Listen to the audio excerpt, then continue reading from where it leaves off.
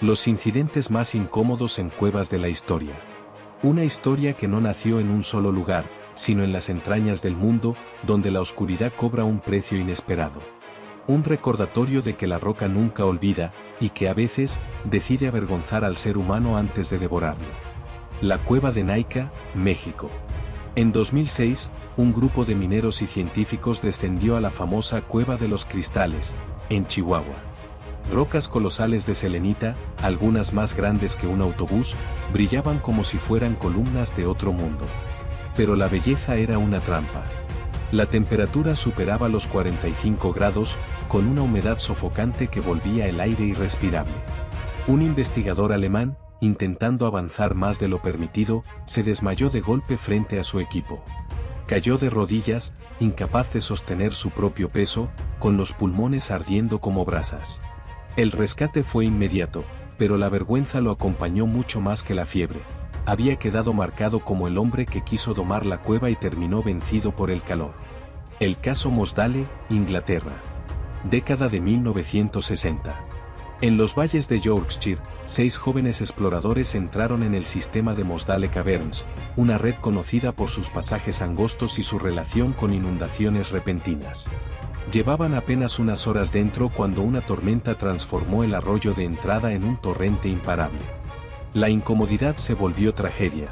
Mientras el mundo exterior intentaba bombear agua y abrir camino, los cuerpos quedaron atrapados a solo unos metros de la superficie. El público no solo habló del accidente, sino del error. ¿Por qué entrar en un sistema tan inestable con un pronóstico de lluvia? La pregunta nunca obtuvo respuesta, solo el silencio húmedo que quedó tras la roca. La cima de Gouffre Berger, Francia. En 1956, la llamada cueva más profunda del mundo atrajo a exploradores de todo el continente. Entre ellos, un suizo llamado Ernst, obsesionado con registrar cada metro. Pero la obsesión le jugó una mala pasada.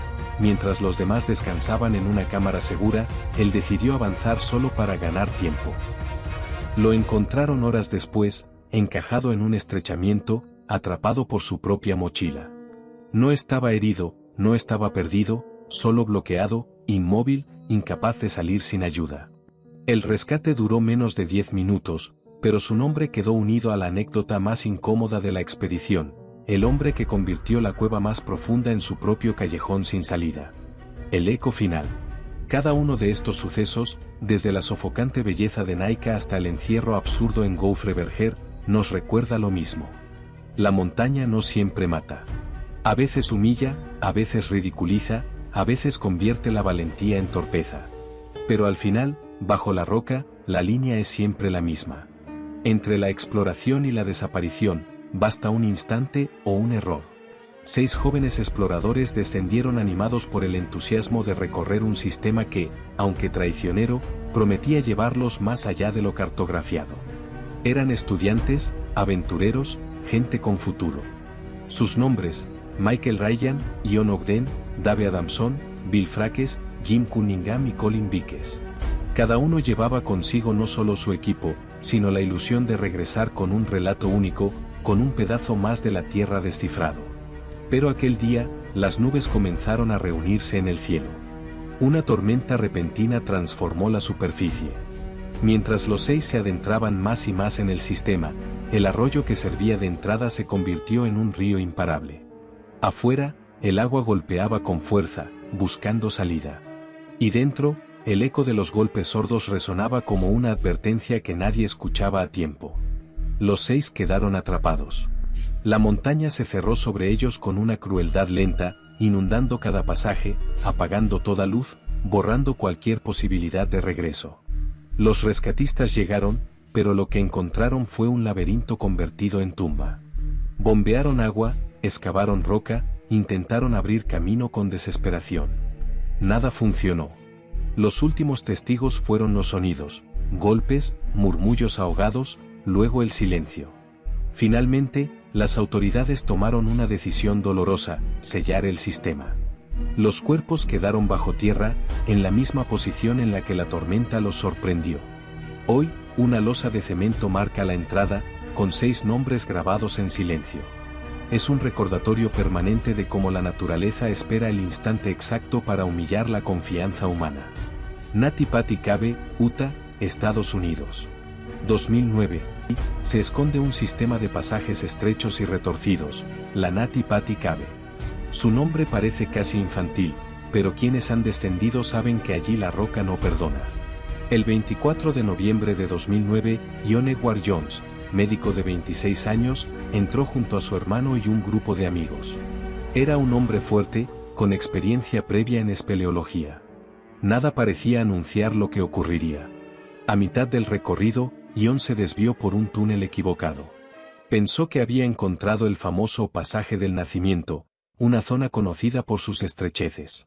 Pero no, había entrado en un agujero aún más reducido, un conducto inclinado que lo empujó hasta quedar atrapado boca abajo.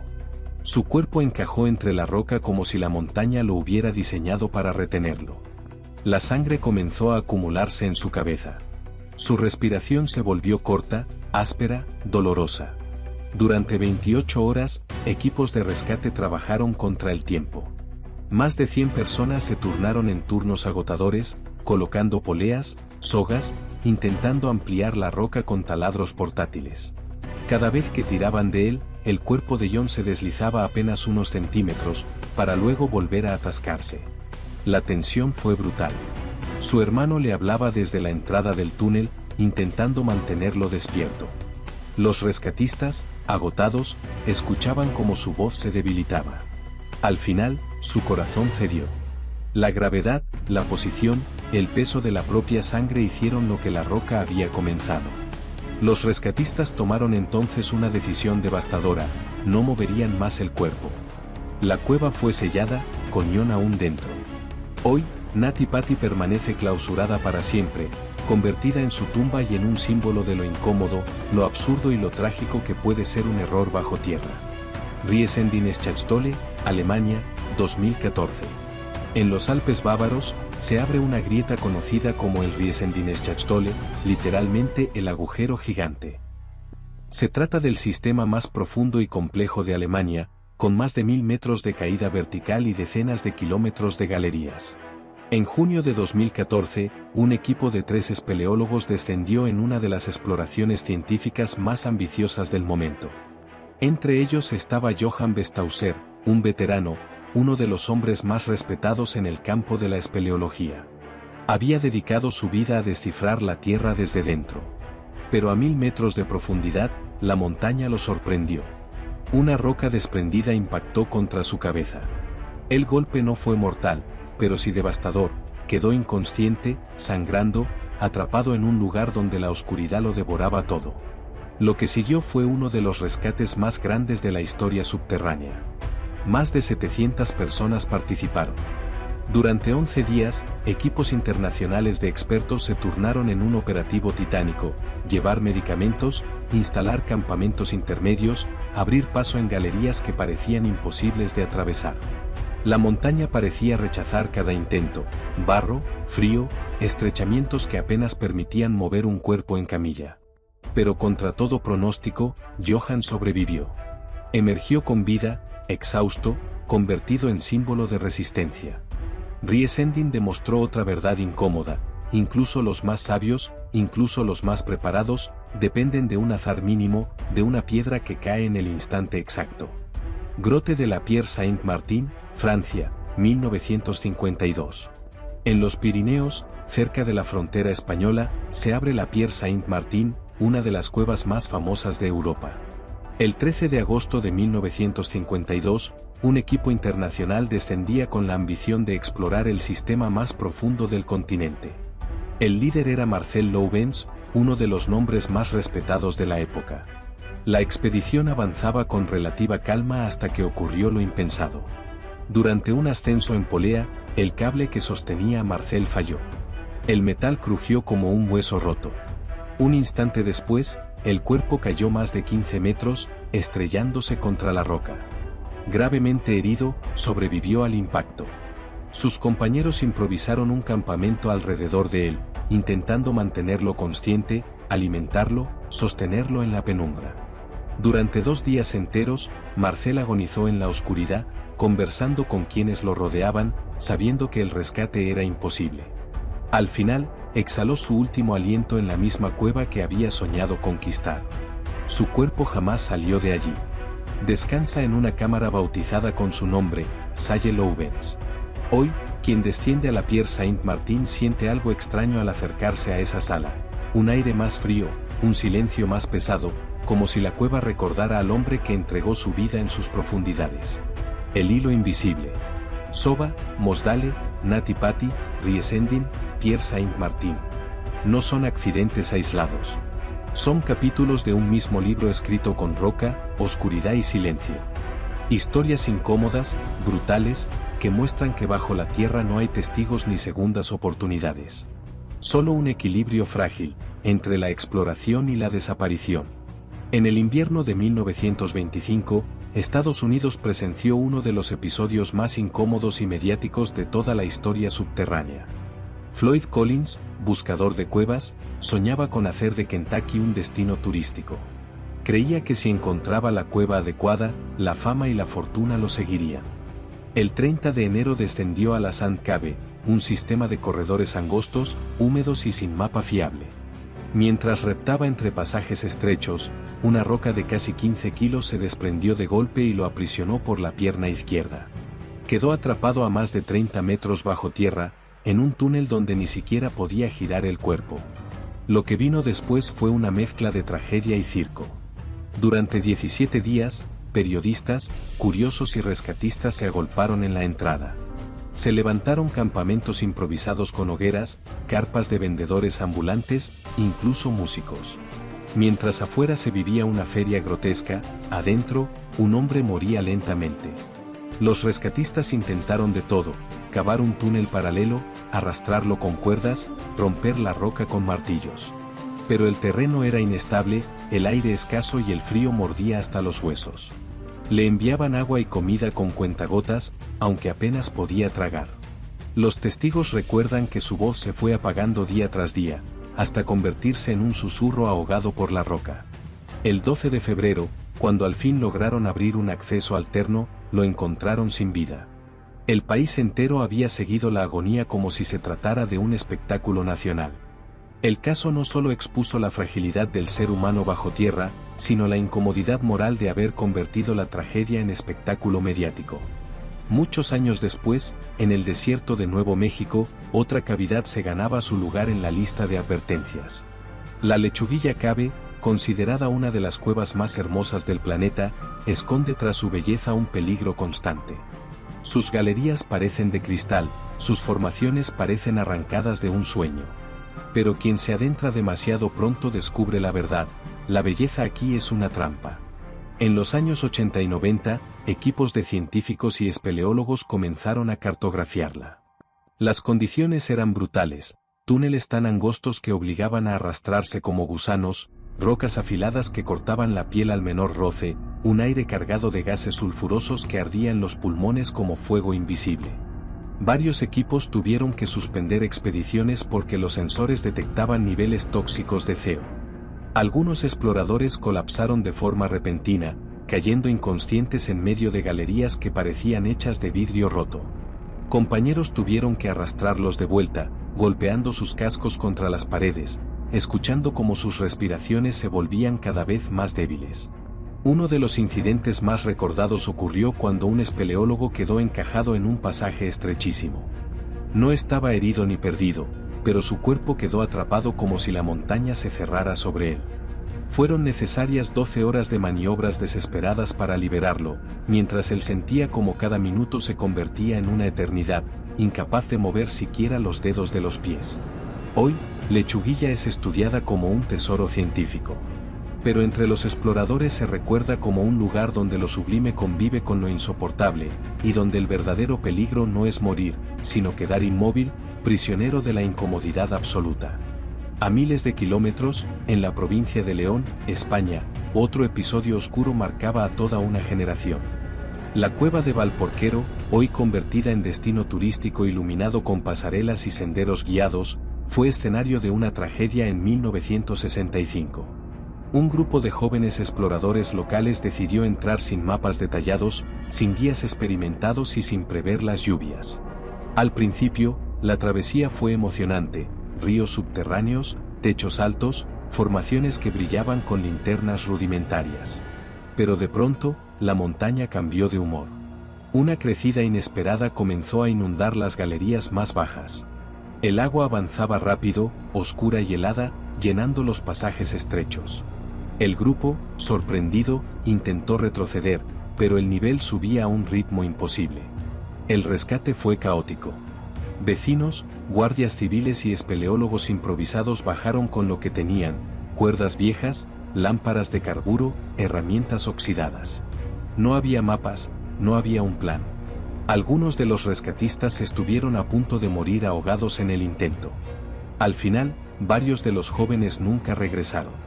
El eco de la tragedia marcó tanto la zona que durante años nadie se atrevió a entrar sin expertos. Valporquero, hoy visitada por miles de turistas al año, guarda en su silencio la memoria de aquella jornada caótica donde la imprudencia se pagó con vidas. En el otro extremo del Atlántico, otro lugar se convirtió en sinónimo de advertencia. En Florida, bajo un estanque aparentemente sereno, se esconde Eagles Nest, uno de los sistemas de cuevas sumergidas más peligrosos del mundo. Los buceadores lo llaman el Monte Everest del buceo en cuevas, y no exageran. La entrada parece tranquila: agua cristalina, acceso amplio, un descenso suave. Pero esa calma es un engaño. Pocos metros después, los pasajes se convierten en un laberinto acuático donde la visibilidad se reduce a nada, y donde el aire se consume a cada segundo como arena en un reloj roto.